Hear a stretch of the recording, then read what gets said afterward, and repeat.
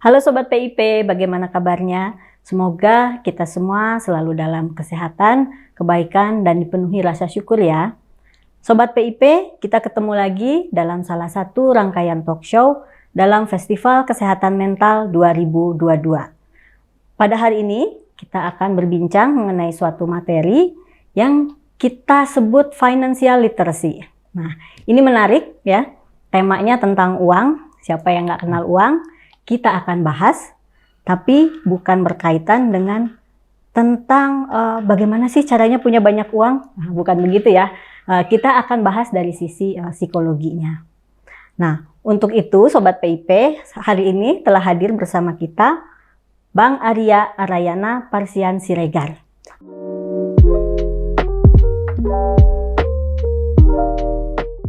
Apa kabar Bang Arya? Baik. Alhamdulillah sehat-sehat semua ya. Nah, Sobat PIP, hari ini saya akan memperkenalkan siapa Bang Arya ini. Atau mungkin ada beberapa Sobat PIP yang sudah pernah ketemu ya. Karena Bang Arya ini kalau di psikologi sudah terkenal nih.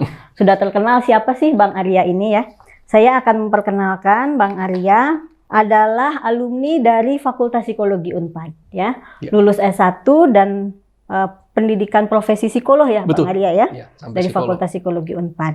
Lalu beliau melanjutkan di Magister Psikologi Terapan SDM di Fakultas Psikologi UI dan Griffith University. Wah, ini berarti double degree ya, double degree Bang Arya. Nah, secara keorganisasian Bang Arya ini aktif di HIMSI ya, dari tahun 2008 sampai dengan sekarang. Ketua HIMSI Wilayah Jawa Barat 2016 sampai dengan 2020. Dan saat ini sebagai penasihat program pengembangan talenta psikologi Jawa Barat. Lalu Bang Arya juga aktif di Perkumpulan Assessment Center Indonesia ya Bang Arya ya. Betul. Pasti 2016 sampai dengan sekarang dan sebagai Wakil Ketua 2.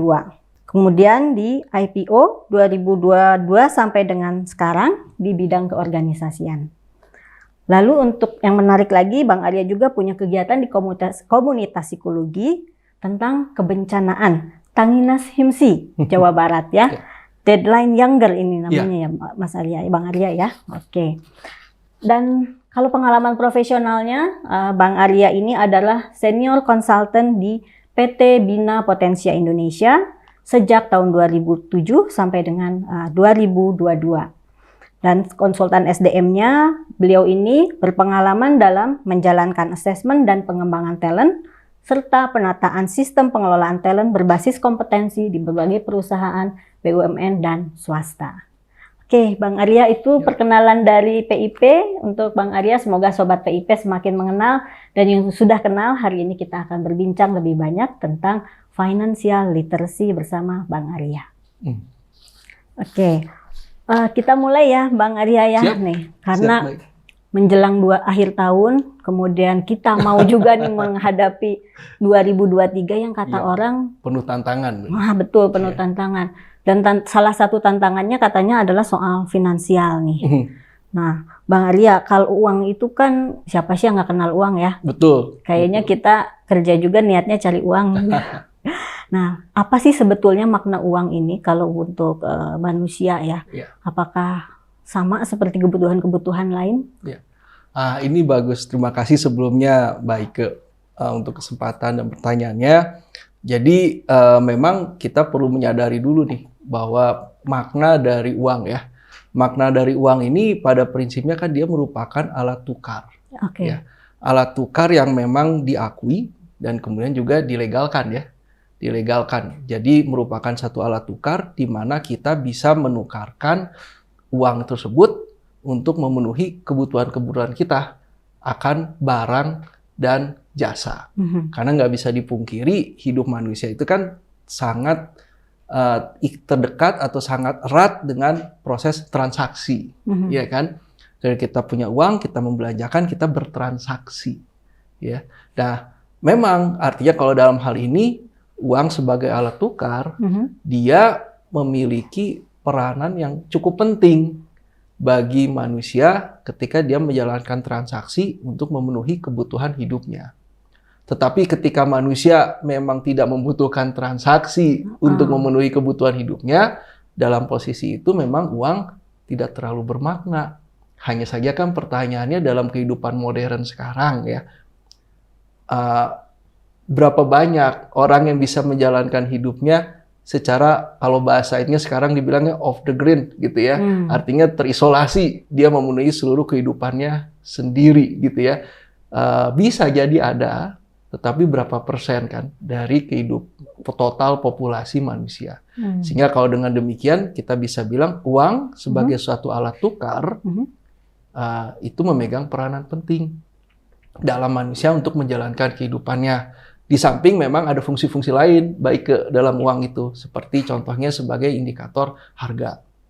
Ya, kemudian sebagai untuk menentukan kekayaan seseorang gitu ya. Itu banyak sebenarnya fungsi-fungsi turunannya, tetapi fungsi utama dari uang itu kalau kita pelajari ya sebagai alat tukar. Gitu. Itu proses pertamanya sih, baik. Sebagai alat tukar ya, berarti karena kita punya kebutuhan untuk bertransaksi gitu. Betul. Ya. Kalau dulu kan katanya kita barter ya, kalau zaman sebelum ada uang ya.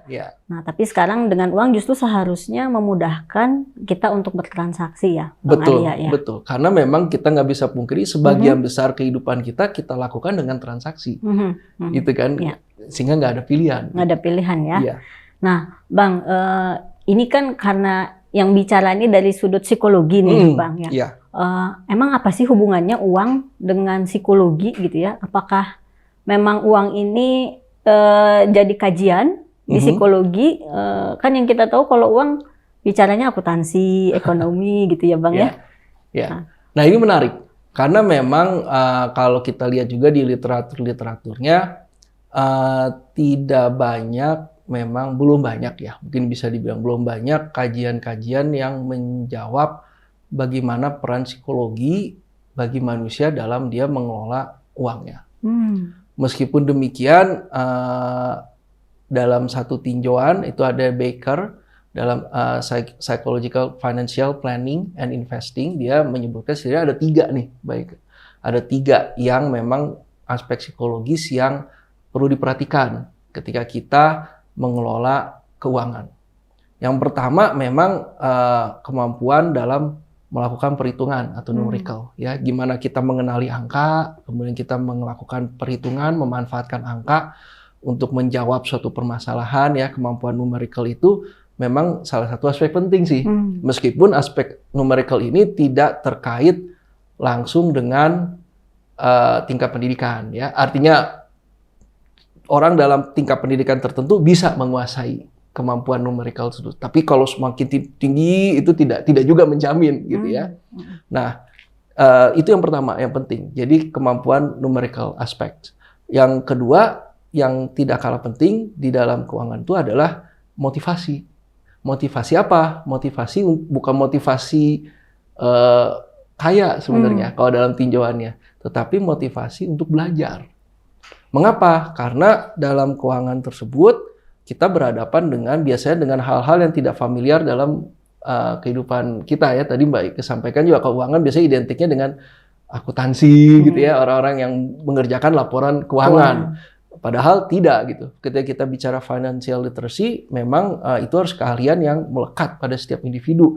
Meskipun memang objek-objeknya, subjek tersebut tidak familiar buat kita ya, sehingga kita harus belajar memahami laporan keuangan, membedakan mana pendapatan, mana pengeluaran gitu ya, mana pajak ya, ada standarnya kan, ada regulasinya gitu ya. Jadi karena keuangan ini tidak hanya sekedar kita hitung-menghitung saja, tapi ada juga aturan-aturan yang harus bisa diikuti perkembangannya untuk dipatuhi.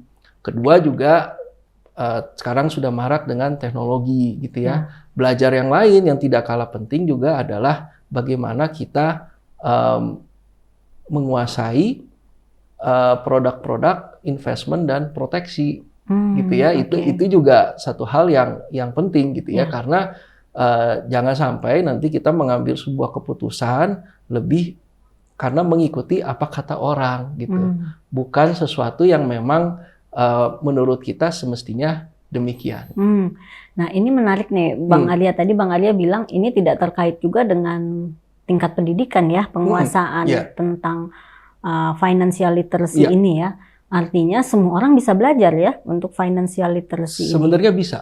Sebenarnya Bisa. Bahkan kalau kita lihat di beberapa negara itu kan jadi kayak program yang harus bisa dikuasai gitu. Kayak Oh, ibu-ibu oke. yang menjalankan perannya sebagai rumah tangga gitu ya. Ya. Saya mendengar membaca juga kalau kayak di Singapura itu menjadi satu hal yang harus dia kuasai gitu. Bahkan anak-anak juga harus menguasai Sedari ini. kecil sekarang sudah ada yang diharapkan mereka menguasai tapi dalam batasannya ya. Batasannya. Artinya lebih kalau dari yang anak-anak tuh lebih kepada membentuk sikap-sikap mentalnya, terencana, kemudian menabung gitu ya. Jadi bukan langsung menguasai investasi itu enggak, tetapi lebih kepada bagaimana dia mengendalikan dirinya, itu yang menurut saya lebih penting sih. Oke, jadi lebih ke sikap ya, membentuk sikap ketika mereka masih anak-anak, bagaimana sikap terhadap uang ini gitu ya. Betul, karena itu ada yang menarik dalam tinjauannya itu adalah kemampuan keuangan itu sebenarnya diturunkan juga. Oh. Jadi orang tua yang menurunkan itu dari waktu ke waktu ke anak, habit orang tuanya,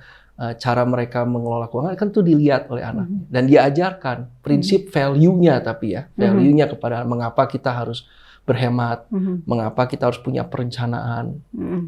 Itunya yang diajarkan gitu. Mengenai teknisnya, saya rasa seiring orang yang menjadi dewasa dia akan belajar sendiri. Oke. Nah, tadi Bang Arya bilang juga nih kalau uang ini sebetulnya bukan untuk jadi kaya ya. Artinya uang ini kalau dari pengalaman saya nih ya, kebanyakan kan kita bekerja itu untuk cari uang. Nanti kalau udah punya uang jadi kaya nih gitu ya. Nah, tapi tadi menarik juga Bang Arya bilang sebetulnya bukan itu ya tujuan akhirnya dari uang ya. Bukan. Jadi memang ini menarik ya diskusi ini karena kita bisa mencermati fenomena-fenomenanya. Ada satu istilah yang disebut dengan kebebasan finansial, gitu kan ya. Dan banyak indikator-indikator yang betul juga akan bisa dipertanggungjawabkan. Misalnya salah satu indikator bebas finansial pengeluaran 1 tahun kalikan 25 gitu ya. Itu adalah salah satu indikator kan. Bisa jadi betul, tetapi ada satu istilah yang kemudian dikeluarkan gitu ya dari badan yang pengelola literasi keuangan. Itu juga yang dikemukakan dalam Baker, itu disampaikan bahwa financial well-being itu pada prinsipnya adalah dicapai kondisi seseorang ketika dia berhasil mengelola uang sebagai sumber dayanya untuk memenuhi kebutuhan hidup sehari-harinya, itu satu. Kedua, dia bisa menyisihkan uang, sebagian uangnya untuk sebagai tabungan, untuk pengamanan. Dan yang ketiga adalah dia bisa mengendalikan pengeluarannya. Jadi ketika kita punya rencana pengeluaran, kita juga harus punya rencana bagaimana kita bisa memaksimalkan budget yang ada, gitu ya. Mengoptimalkan budget yang ada, bukan menghabiskan ya, mengoptimalkan budget yang ada untuk bisa mendapatkan hasil yang optimal dari pengeluaran kita gitu. Nah, itu sebenarnya gabungan ketiganya tuh. Jadi mengendalikan bisa memenuhi keuangan kita, kebutuhan kita, kemudian yang kedua menabung, dan yang ketiga mengendalikan pengeluaran. Nah, ketika berhasil melakukan hal itulah baru sebenarnya seseorang itu mencapai perasaan yang disebut dengan financial well-being. Financial well-being, ya itu satu kondisi yang memang dia harus dia merasa nyaman dalam belanja, dia aman, terakhir dia terkendali. Oke, jadi uang ini bukan untuk didapatkan sebanyak-banyaknya sehingga kita kaya gitu ya, tapi justru uang ini adalah sumber daya ya yang mesti kita kelola untuk mencapai financial well-being ini. Betul. Wah, ini menarik nih karena kalau istilah well-being ini saat ini ya Sobat PIP kayaknya semua sudah akrab dengan istilah well-being ya. Nah, financial well-being ini apakah ada tanda-tandanya Bang Arya kalau seseorang sudah mencapai financial well-being? Kalau secara gini, kalau secara ukuran keuangan dari yang biasa muncul itu tadi. Jadi artinya ada yang mengatakan 1 kali 1 tahun pengeluaran kalikan 25. Oke. Itu kalau dari satu indikator. Tapi indikator yang lain dari financial well-being itu adalah sebenarnya yang harus dijaga kalau dalam proses keuangan. Pertama, dia bisa menyisihkan 20% lah, plus minus ya, 20% untuk bisa menabung. Tapi yang paling pertama dia bisa mendefine dulu, menetapkan semua pengeluaran dia.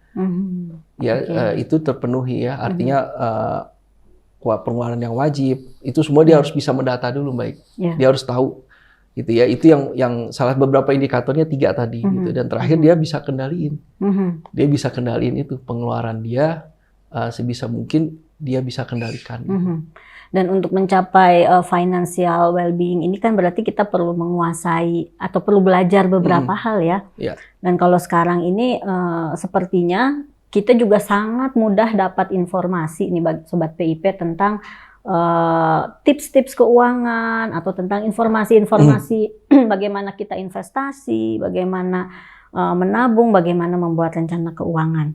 Nah, dari pengalaman Bang Arya, bagaimana sih kita kemudian ya agar mencapai kondisi well-being tadi bisa memanfaatkan semua informasi yang datang tentang keuangan secara bijak? Saya dari yang saya coba kaji itu memang ada 2 sih. Jadi artinya aspek yang saya bilang aspek secara teknis dan aspek secara non teknisnya. Kalau secara teknis itu memang bagaimanapun juga dalam batasan financial literacy itu dia menyampaikan batasannya adalah sejauh mana kita memang bisa mengoptimalkan kemampuan kita dalam memahami laporan keuangan, kemudian juga koneksi kita, jejaring kita untuk bisa juga mengoptimalkan perencanaan kita itu, gitu ya. Nah, dalam prosesnya memang sejumlah kemampuan yang diperlukan. Jadi dia harus bisa menguasai dasar-dasar perhitungan, numerical aspeknya, dia harus bisa kuasai secara teknis. Kedua, dia memang mau nggak mau harus menguasai atau memahami laporan keuangan secara basic lah. Ya, dia harus tahu. Dan yang ketiga, tadi dia harus juga bisa memanfaatkan, memiliki pengetahuan terkait produk-produk investasi dan proteksi. Karena sebenarnya tidak ada produk investasi yang tanpa resiko. Ya, semua produk pasti ada resikonya. Seringkali orang tergiur terhadap gain yang bisa diperoleh, tapi lupa bahwa setiap gain yang bisa dia peroleh, manfaat yang dia bisa peroleh, itu pasti ada resikonya. Gitu ya, semakin besar gain yang dia peroleh, resiko itu sebenarnya semakin besar. Nah, bagian ini orang seringkali tidak terlalu mendalami, sehingga pada akhirnya dia tidak melakukan pengendalian atau mitigasi resiko. Ya, karena sebenarnya tadi ada satu aspek yang saya lupa sebutkan, kalau dalam psikologis itu pengendalian resiko itu penting. Sejauh mana kita kenal kepribadian kita terhadap keputusan-keputusan resiko yang mau kita ambil. Karena sebenarnya apapun keputusan kita terhadap keuangan, itu pasti beresiko. Mau investasi ataupun bahkan belanja. Misalnya kalaupun belanja, misalnya kita beli mobil, ya kan?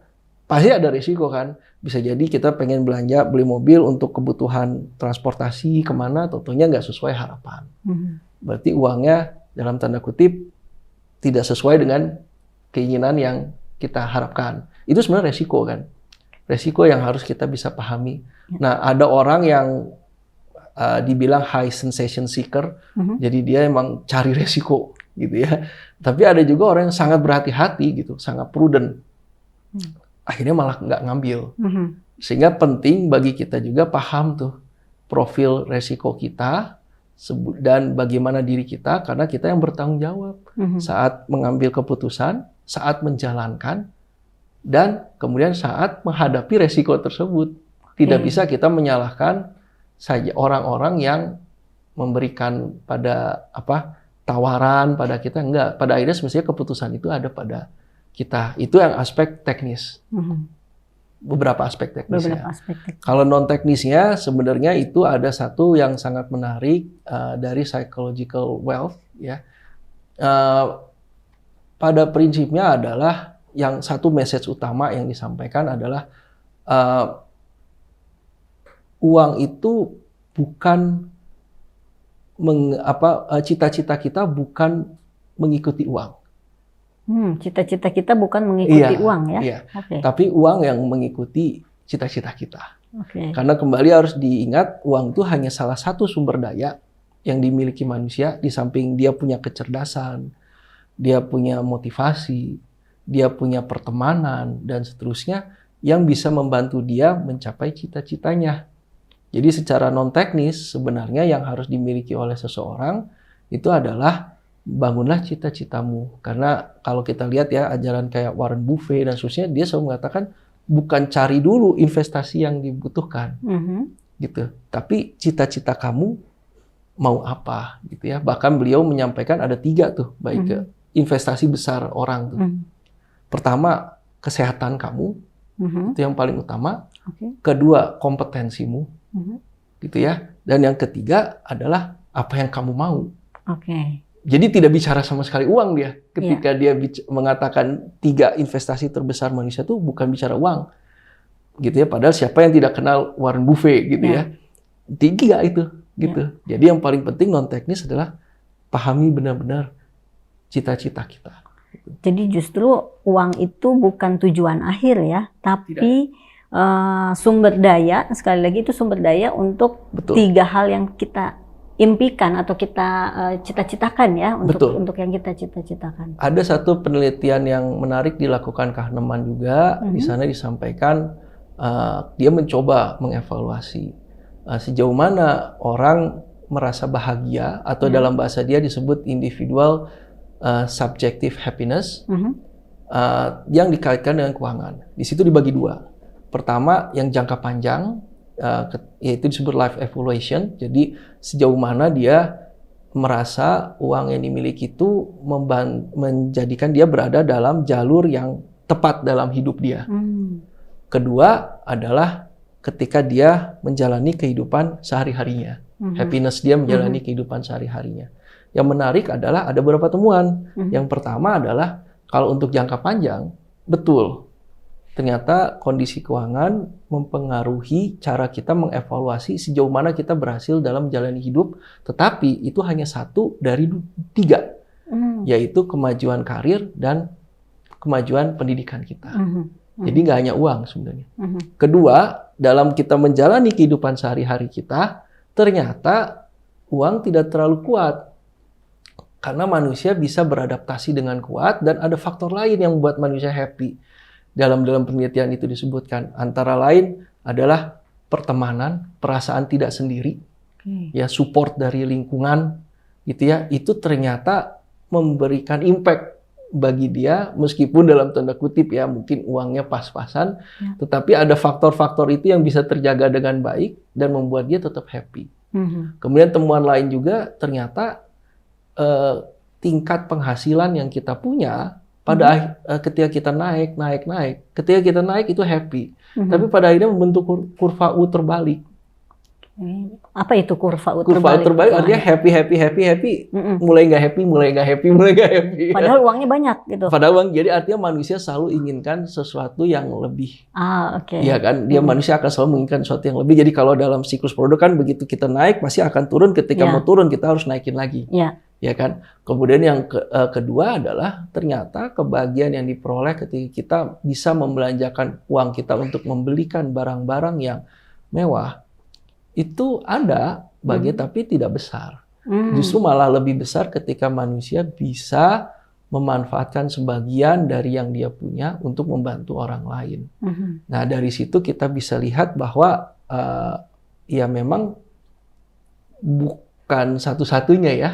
Uang itu sebagai sumber kebahagiaan manusia, tapi lebih kepada kebahagiaannya diperoleh ketika dia bisa mengendalikan sumber daya tersebut dengan semua sumber daya dia yang lain untuk mencapai cita-cita yang dia inginkan.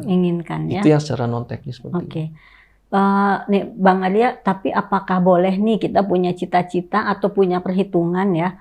Oh, saya di usia 30 misalnya saya mau mencapai ya kondisi keuangan seperti ini. Ya.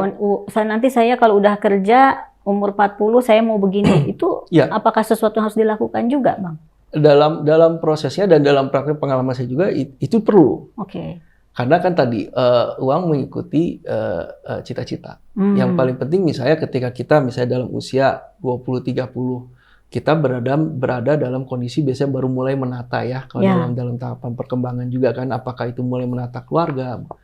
Nah, tentu saja kita memiliki bayangan dong. Apa saja yang kita inginkan dalam 10 tahun dan ya paling enak memang membuat per 10 tahun tuh baik. Jadi ya artinya kita dalam 10 tahun kita ingin menjadi apa? 20 tahun titik tolak kita, 30 tahun kita ingin menjadi seperti apa? Kalau kita sudah berkeluarga, dalam bayangan kita seperti apa gitu ya. Itu yang kemudian kita breakdown. Kalau dalam pengalaman saya, activity apa yang mau saya lakukan. Activity, konsekuensi pasti melahirkan budget. Budget itu yang kemudian kita rencanakan gitu ya. Kalau bagi saya perencanaan budget itu ada dua. Kita merencanakan untuk kemudian dipenuhi, tapi ada juga yang kita nggak mungkin gitu ya dalam kondisi kita untuk memiliki budget tersebut, kita cari substitusinya secara kreatif gitu ya. Misalnya tadi sempat disampaikan ada saya di komunitas Deadline Younger. Itu sebenarnya komunitas olahraga. Jadi singkatannya sebenarnya meskipun usia deadline, you jangan mager. Gitu ya. Ya, tapi pada prinsipnya itu juga saya lakukan dengan beberapa teman-teman untuk membudayakan kebiasaan olahraga. Di mana kalau buat saya dalam tertentu untuk membiasakan ke gym mungkin ya punya budget tertentu, saya mungkin nggak bisa seperti yang lain. Nah, saya cari substitusinya di situ. Tapi itu tetap dalam satu kerangka rencana gitu. Apa yang mau kita capai dalam usia kita di segini. Jadi kalau tadi pertanyaan Mbak Ike dikembalikan apakah kita harus memikirkan keuangan yang harus kita peroleh? Tentu harus. Tapi dengan proses tadi, rencana keuangan mengikuti rencana hidup. Life goals dulu, baru nanti financial goals. Jangan dibalik. Oke, life goals dulu, baru financial goals ya. Jadi baru kita mengelola bagaimana kita mendapatkan uang, menginvestasikan, mengendalikan tadi ya, Mas Arya ya. Betul. Nah, ya tadi kembali ke kita banyak dapat informasi ya tentang untuk investasi baiknya lakukan A, B atau ikut A, B gitu ya. Bagaimana kita menyaring? Karena kan yang dilihat itu biasanya ujungnya nih Bang Arya ya. Kalau yang saya amati ujungnya adalah bisa jalan-jalan keluar negeri sering-sering, bisa punya mobil mewah, punya motor keren misalnya. Nah itu apakah itu kalau dari sudut well-being bagaimana tuh Bang Arya? Pertama harus sadari dulu begini, ada yang menarik ketika proses psikologis manusia ketika dia mengambil keputusan. Akhirnya dia mengambil opsi yang menurut dia paling logis, paling dekat, tanpa mencoba memikirkan lebih jauh. Dan setelah dia mengambil keputusan itu, biasanya dia menutup tuh, menutup diri dari kemungkinan adanya review terhadap keputusan dia gitu ya. Apa kalau udah ini pasti bener lah gitu ya. Itulah kenapa banyak orang yang seakan-akan gitu ya, seakan-akan nih dia tergiring gitu ya, kemudian merasa ya tidak berdaya ya karena harus mengikuti keputusan orang lain. Sebenarnya tidak juga gitu. Kalau dalam proses berpikirnya, karena manusia itu tidak mau lagi mengkoreksi keputusan yang dia sudah buat. Padahal kalau kita lihat dalam satu ajaran, saya juga ingat dari Warren Buffett itu, yang saya coba pelajari ya, baiknya ya. Dia selalu sampaikan dalam video-video yang dia punya itu, kalau mau investasi, luangkanlah waktu 1 jam, 2 jam, bahkan lebih untuk mempelajari keuangan dari perusahaan tersebut. Baik dari sisi kerja bisnisnya, siapa yang ngelola.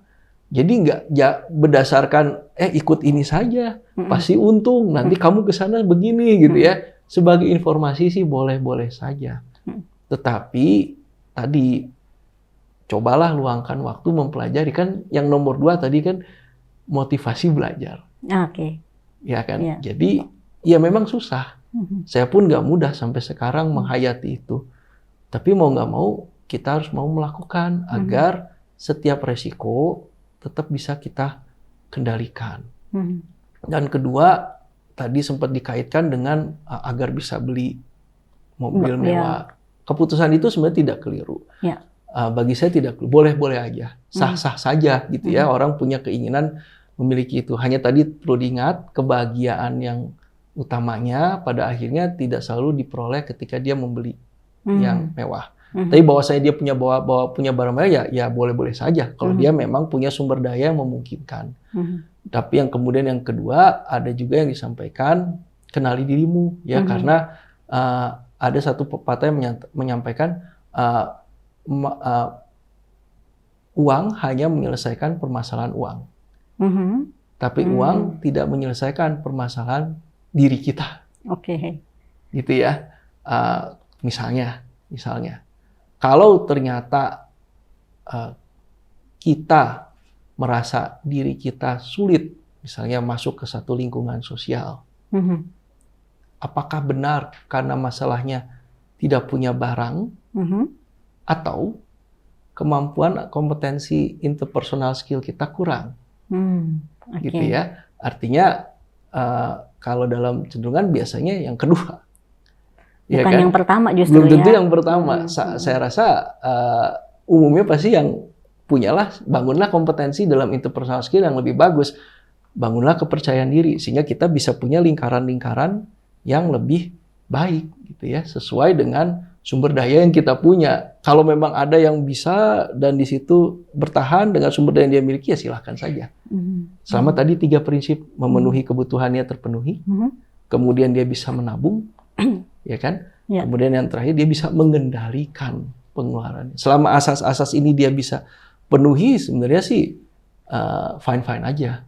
Gitu. Jangan sampai kita mengikuti arus di sininya tidak bisa, akhirnya terjebak hutang. Ya, Ya kan? Ingin jalan pintas. Ini Ya. jadi masalah ya kalau udah jadi Iya. terjebak hutang, kemudian ingin jalan pintas gitu ya. Dan dari pengalaman saya, baik dalam saya melakukan semuanya, ada satu yang memang harus selalu diingat, Mbak Ike, tidak ada jalan yang mudah gitu. Semua proses butuh kompetensi. Kan kayak tadi orang kalau sama kesannya kayak lihat grafik saja gitu. Nah, cari yang naik pasti untung gitu. Ya. Enggak lah, kan tadi dibilang pelajari. Karena ada alasan kenapa sebagai contoh kayak Robert T. Kiyosaki ya meletakkan investor tuh di level yang lebih tinggi di atas bisnismen gitu. Karena harapan idealnya adalah ketika menjadi investor tuh dia sudah menguasai aspek-aspek bisnis. Dia tahu titik-titik kritis di mana dalam sebuah bisnis yang memang berbahaya gitu. Yang harus diantisipasi. Sehingga ketika dia menjadi investor, dia ikut dalam pengambilan keputusan, dia bisa membenahi area-area yang penting itu agar dia dapat gain yang lebih besar. Jadi bukan sekedar cari untung segera dapat gitu. Enggak, itu ada kompetensinya sebenarnya. Ada step-stepnya, ada prosesnya Yes, ya. dan tidak mudah. Tidak mudah. Tidak mudah. Nah, tadi ada juga Bang Arya sampaikan kita harus mengenali diri kita ya dalam mengambil keputusan soal uang, mengambil keputusan soal investasi.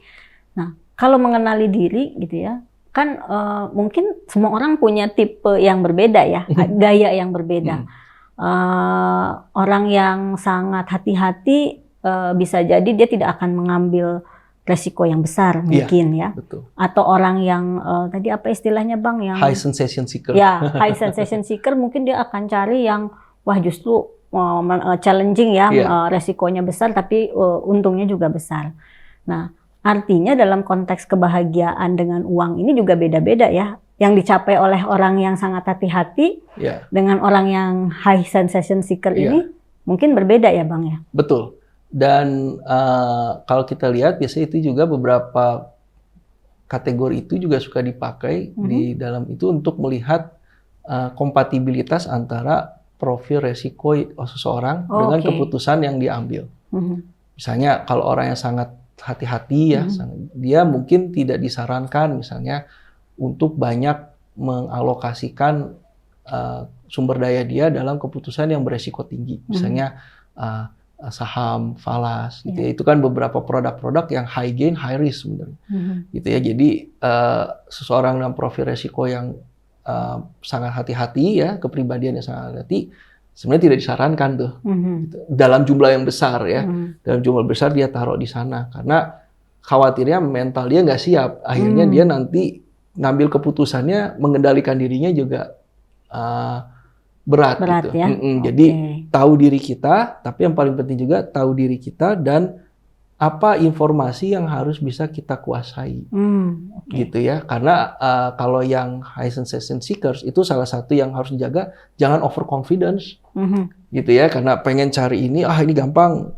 Udah saya yakin ini pasti benar gitu. Nah, itu dia harus punya tuh. Saya suka bilang kalau beberapa ke teman-teman, dan ini juga yang saya peroleh soalnya, adalah untuk setiap apapun keputusan investasi.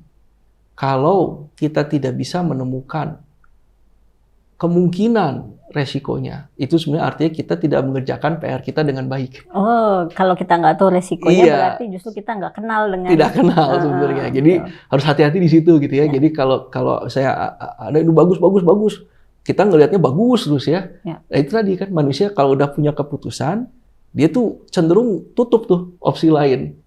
Nah, ini yang harus selalu dijaga gitu. Dia harus punya dua resiko ya. Dia ini benar, tapi kalau rugi nanti gimana langkah saya? Nah, jadi di sini dia melakukan mitigasi.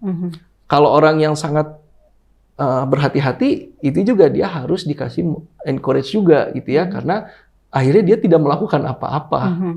Ya, dia menjadi khawatir, dia takut. Nah, dalam hal ini dia harus starting secara lebih bertahap. Ya, dia memulainya bertahap, jangan langsung yang sangat beresiko, kuasai. Jadi ada berbedanya nih approach-nya yang baik. Berbeda, ya, dan penting bagi kita untuk tahu diri kita gitu di situ. Jadi sebelum kenal uang, kita harus tahu dulu life goals kita, dan juga kita harus tahu diri kita ini seperti apa ya. Karena tadi ada resiko ya, setiap hal yang berkaitan dengan uang itu pasti selalu ada resiko. Betul. Dan persoalannya kita siap atau tidak ya dengan resiko itu. Iya. Nah, artinya juga Bang, ketika misalnya kita dapat hal yang kurang menyenangkan dari soal investasi, kita rugi atau misalnya kita kehilangan uang gitu ya. Apa yang kemudian bisa kita lakukan nih ketika kita menghadapi atau mendapatkan resiko-resiko tadi? Artinya biar nggak jadi stresor, biar nggak jadi, waduh ini saya jadi gagal dan lain sebagainya, malah membuat diri kita ya nggak maju gitu ya. Kuncinya sebenarnya tinggal perencanaan yang paling baik. Perencanaan. Kan kalau dalam ini juga dalam strategi ya baik ya, dalam strategi perang pun gitu ya, disampaikan orang yang menang tuh orang yang paling banyak punya persiapan gitu. Jadi sebenarnya saya juga suka sampai kalau resiko itu tidak akan pernah dihilangkan. Yang ada adalah dikendalikan, dimitigasi sebenarnya. Jadi mitigasi dimaksud itu kalau terjadi kita sudah punya plan B-nya. Jadi sebenarnya tidak akan menjadi stresor. Kalau kita memang sudah mempersiapkan kemungkinan itu gitu. Gitu ya, dan dimonitor. Ini yang orang juga suka tidak terlalu rajin gitu ya. Kalau dia melakukan investasi atau apapun lah ya, kalau kita kerja pun kita memonitor kan baik. Ya, kita memonitor pekerjaan kita baik nggak. Karena kalau pekerjaan kita nggak baik, kredibilitas kita jadi kurang, berarti bisa jadi ke depan-depannya gain income yang kita peroleh yang nggak segitu lagi gitu ya, karena kita tidak menjalankan pekerjaan kita dengan baik. Dan kita tahu menjalankan pekerjaan kita dengan baik kalau kita monitor terus pekerjaan kita kan.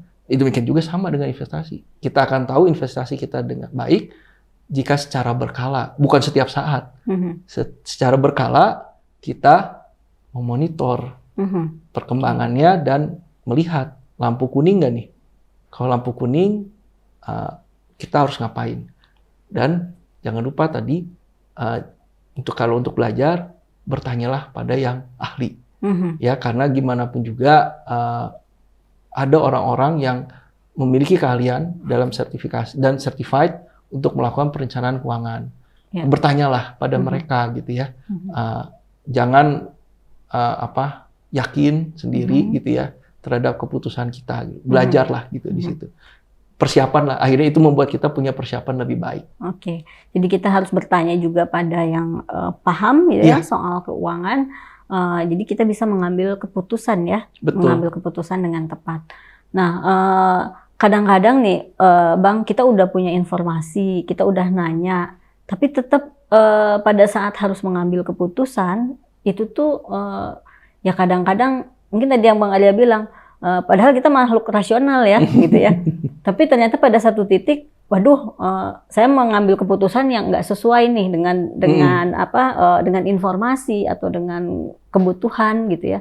Nah, apakah itu juga memang bagian dari ya hal yang natural kalau kita bicara dari sisi psikologis, Bang? Iya, bisa terjadi. Karena kan kita nggak bisa mengendalikan sepenuhnya keputusan tersebut ya. Artinya outcome-nya sesuai yang kita inginkan ya nggak selalu. Dan saya pun pernah mengalami. Jadi artinya ada beberapa keputusan-keputusan juga yang nggak sesuai pada akhirnya dengan yang kita lakukan. Kita harus melakukan cut loss misalnya dan seterusnya. Tapi kembali pada prinsipnya kalau kita sudah punya mental imagery terhadap proses itu nggak kaget. Karena itu memang suatu hal yang kita prediksikan akan terjadi dan kalau terjadi kita harus ngapain. Yang kedua ya harus cepat rebound. Ya harus cepat rebound. Jadi di situ dukungan suportif lingkungan menentukan kita punya orang bertanya, orang yang menguatkan gitu ya.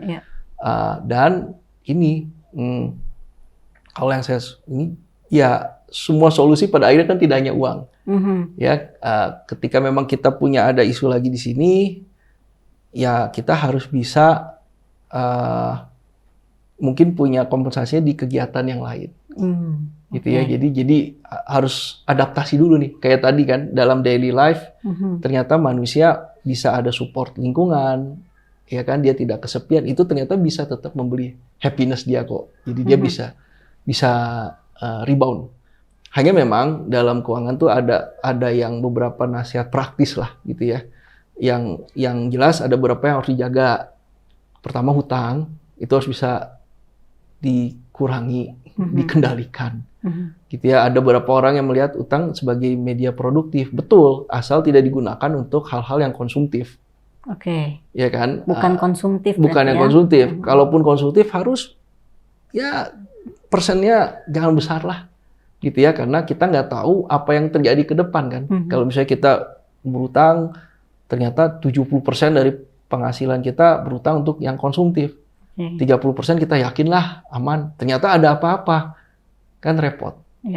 Ya kan? Akhirnya ntar utang lagi. Karena itu yang biasa terjadi. Itu faktor-faktor yang harus bisa dikendaliin gitu oleh manusia ya. Itu ya salah satunya. Pengendalian berarti ya. Kalau dalam hal ini ya kita harus bisa mengendalikan tadi ya jangan sampai membuat keputusan yang akhirnya uang itu jadi stresor ya buat kita ya. Betul. Buat kita di masa depan. Iya. Dan itu mulai terjadi ketika manusia mulai sering membanding-bandingkan. Itu yang harus hati-hati ya. Artinya ada ilustrasi yang menarik dari Psychology of Money itu. Jadi artinya orang merasa sudah kaya, dia tinggal di satu wilayah. Tapi ketika dia sampai di sini ada lagi yang lebih kaya, dia mulai bandingin. Ketika si orang ini nggak hanya dia lagi, ada lagi yang terus gitu. Ya. Di atas langit ada langit lagi. Ada langit lagi. Jadi karena itu yang penting jangan banding-bandingkan. Fokus pada tujuan hidup kita mau apa. Itu yang paling penting. Oke. Jadi kita harus fokus pada tujuan hidup kita dan kita nyaman ya dengan sumber daya uang yang kita miliki itu yang terpenting. Bukan melihat, waduh teman saya udah punya sekian misalnya ya, udah pakai kendaraan yang paling baru gitu. Padahal itu semua juga ada proses ya Bang ya. Ada proses dan kita nggak pernah tahu latar belakang di seringnya apa kan. Apa benar dan seterusnya kan kita nggak tahu. Gitu kan ya. Jadi kita hanya melihat kan kadang-kadang. Nah ini menarik karena kita justru harus bisa nyaman gitu ya dengan semua kondisi kita, dengan sumber daya uang kita bisa mengendalikan dan tadi jangan membandingkan dengan orang lain ya. Jangan membandingkan artinya dalam arti wah saya harus seperti dia gitu ya, nggak harus juga ya Bang ya? Nggak harus. Oke. Artinya kalaupun yang tadi Bu, baik ya. Jadi kalau mau kita benchmark, kalau kita menjadi referensi adalah lebih ke tujuan hidup dia apa, dia seperti apa. Apakah saya ingin menjadi orang yang seperti dia? Kompetensi apa yang mau saya bangun? Untuk kompetensi itu akan membutuhkan dana, budget sekian. Barulah di situ kita bicara, gitu ya.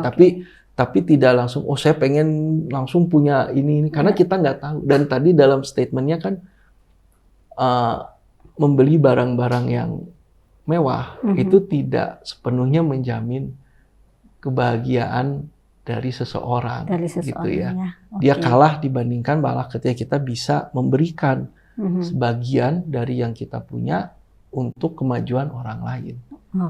Ini menarik sekali. Jadi artinya uang atau sumber daya uang ini yang kemudian bagaimana kita bisa memanfaatkan, mengendalikan yang jadi sumber bahagianya ya, not about the jumlah saldo kita misalnya ya, nggak begitu ya Bang ya? Nggak, itu saja ukurannya lah. Itu saja, oke.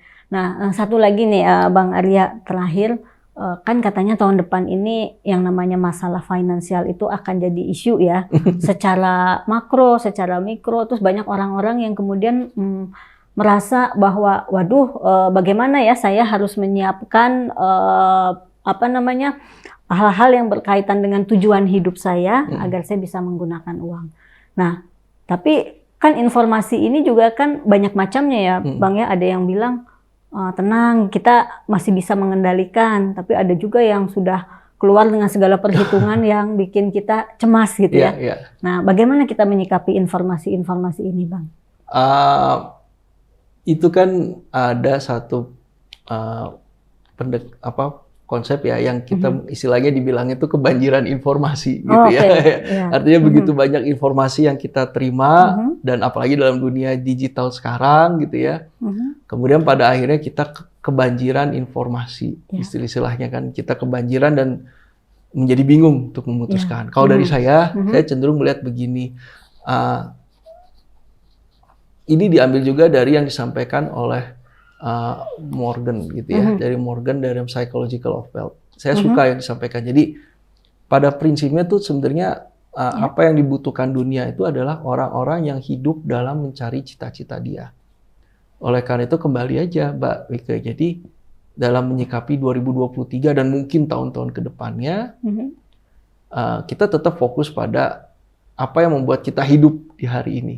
Be here and now gitu, ya. Be here and now saja gitu. Jadi artinya apa yang membuat kita hidup pada hari ini, cita-cita kita, kontribusi kita apa ke lingkungan.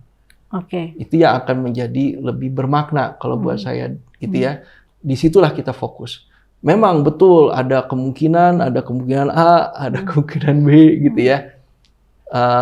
Tapi saya yakin kalau dari segi makro, negara pasti akan memiliki antisipasi dan pengendaliannya. Kalau kita pada tatanan individu, gitu ya, pada tatanan individu, lebih baik kita tetap fokus pada tujuan kita nih apa, gitu ya. Bahwasanya nanti mungkin ke 2023 ada suggestion lebih baik investasi ke sini, itu kita referensi lah. Walaupun dari saya selalu saya tekankan bagi setiap individu sebaiknya gitu ya tetap punya bekal yang lebih banyak. Pertama, bekal yang dia peroleh dari dia kerja gitu ya. Jangan cepet-cepet nggak mau kerja, istilahnya kan sekarang suka ada gitu ya, pensiun dini. Pensiun dini ya. Pensiun dini. Jangan cepat-cepat memutuskan itulah, gitu ya. Masih banyak waktu kita berkontribusi ke lingkungan, mengoptimalkan kecerdasan kita, motivasi kita, memberikan suatu ke lingkungan, dan mungkin nanti kita akan dapat gain juga dari sana. Oleh karena itu, tetap harus punya source of income yang berangkat dari kita punya kompetensi. Menurut saya itu penting, karena apa yang terjadi ke dunia itu mungkin bisa jadi kena ke yang investasinya gitu. Tapi yang kompetensi kan melekat di kita. Ya, kompetensinya kan melekat di kita, tidak melekat di produk-produk keuangan. Kompetensi kita melekat di kita gitu. Oleh karena itu bangunlah aktivitas gitu ya. Boleh aktivitas usaha sendiri, kerja di orang lain, itu urusan lain. Tapi bangunlah suatu dari kompetensi. Kedua, memang kelolalah sumber daya yang ada. Ketika kita memang sudah bisa memenuhi, kita punya pengeluaran, yang kita tabung itu kelolalah agar dia juga produktif. Gitu ya. Syukur-syukur memang punya aset-aset lain yang bisa produktif. Tapi jika tidak pun, ya kelola secara bertahap. Yang ketiga, nah ini yang tetap pada prinsip sabar dan kendalikan gitu ya. Jangan terbawa arus. Kendalikan diri kita. Kalau dapat informasi A, B, C, jangan langsung secara impulsif kita mengikuti. Diam dulu, pelajari, berikan waktu bagi kita untuk melihat pro dan konnya gitu. Ya, karena itu yang harus bisa kita pertanggungjawabkan gitu. Tidak ada keputusan yang sebenarnya dilemparkan ke orang lain gitu. Apalagi kalau udah dewasa ya. Semua keputusan kan kita sendiri gitu. Yang bertanggung jawab kita ya. Puasnya tuh sebenarnya kan ketika kita bisa memang hasil sesuai yang kita harapkan, atau ketika kita berhasil mengantisipasi sesuatu yang kita tidak harapkan kan. Dua-duanya itu tetap melahirkan kepuasan kan. Betul. Jadi justru apapun kondisi yang terjadi di luar sana gitu ya, pertama kita kompetensi kita yang harus kita bangun ya. Betul. Karena itu satu-satunya yang bisa kita kendalikan, tidak melekat pada situasi yang terjadi di luar sana. Lalu yang juga harus kita ingat, kita bisa melakukan sesuatu sesuai kompetensi, dan itu bisa mendatangkan sumber kebahagiaan bahkan bisa menjadi sumber income misalnya. Betul. Artinya menghadapi situasi ke depan, mari kita kembali ke diri kita, here and now kita, apa yang membuat kita alive. Tadi keren banget tuh Bang, apa yang membuat kita alive ya. Karena kita nggak bisa sepenuhnya mengendalikan situasi di luar sana ya Bang ya. Bahkan di tengah 2023 saja ada pendapat yang positif kok.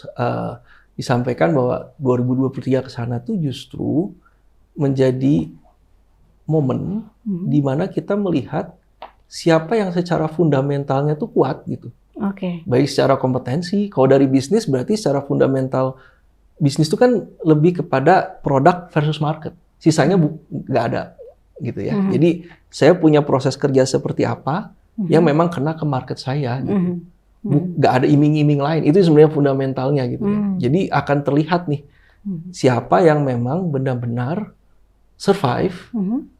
Karena mungkin selama ini ada juga yang memperoleh ini tidak dengan fundamental yang kuat gitu. Jadi yang bagi yang tidak dengan fundamental yang kuat, inilah kesempatan belajar gitu. Untuk naikin kompetensi kita, naikin kinerja bisnis kita gitu ya. Kesempatannya. Jadi ada yang berpandangan juga positif, baik. Ada juga yang berpandangan positif, jadi nggak semuanya gloomy lah. Wah, ini juga satu penguatan nih artinya ya buat kita semua bahwa apapun bisa terjadi, tapi selalu ada pandangan yang positif ya yang bisa kita ambil dan bisa kita sikapi. Baik, Sobat PIP, hari ini pembahasan kita tentang financial literacy dan well-being sudah mencapai finalnya atau mencapai akhirnya, dan kita tadi dapat banyak sekali wawasan dan insight dari Bang Arya. Nah, Bang Arya, barangkali ada satu pesan atau satu statement dari Bang Arya terkait financial literacy dan well-being yang bisa disampaikan untuk Sobat PIP, Bang Arya? Baik, teman-teman PIP gitu ya, Sobat PIP. Jadi memang kembali kita harus menyadari bahwa memang satu sisi uang itu memang merupakan alat yang penting bagi kita dalam menjalani kehidupan kita dalam posisinya uang sebagai alat tukar. Kita tadi juga sudah melihat bahwa uang itu memang bisa memberikan kebahagiaan. Tapi juga kita tadi melihat bahwa yang paling penting sumber kebahagiaan kita bukan dari jumlah uang yang kita punya gitu, tapi sejauh mana kita mengelola prosesnya. Jadi dalam hal ini pesan terakhir saya adalah sebenarnya untuk yang paling utama untuk mencapai financial well-being itu adalah menyadari sepenuhnya apa yang membuat kita hidup. Gitu ya. Dan setelah itu jalanilah prosesnya secara here and now gitu prinsipnya. Jadi hayati proses ketika kita bekerja atau berusaha untuk memperoleh uang itu. Hayati proses ketika kita merencanakan keuangan kita, pengeluaran kita apa, tujuan hidup kita apa, dan hayati juga proses ketika kita menjalani jatuh bangunnya gitu. Oke. Itulah yang membuat manusia justru makin kuat gitu. Bukan dari ukuran besar uang yang dia punya. Oke. Itu saja. Oke. Ya. Nah, Sobat PIP, jadi banyak sekali nih tadi pesan-pesan yang kita dapatkan. Semoga bisa menjadi wawasan, menjadi bekal juga untuk Sobat PIP dalam menghadapi semua tantangan finansial ya Bang Arya ya, tantangan finansial. Stay tune ya Sobat PIP, saksikan juga video-video talk show PIP Unpad dalam Festival Kesehatan Mental 2022. Pada kesempatan kali ini saya ingin mengucapkan terima kasih Bang Arya atas sesi kita hari ini.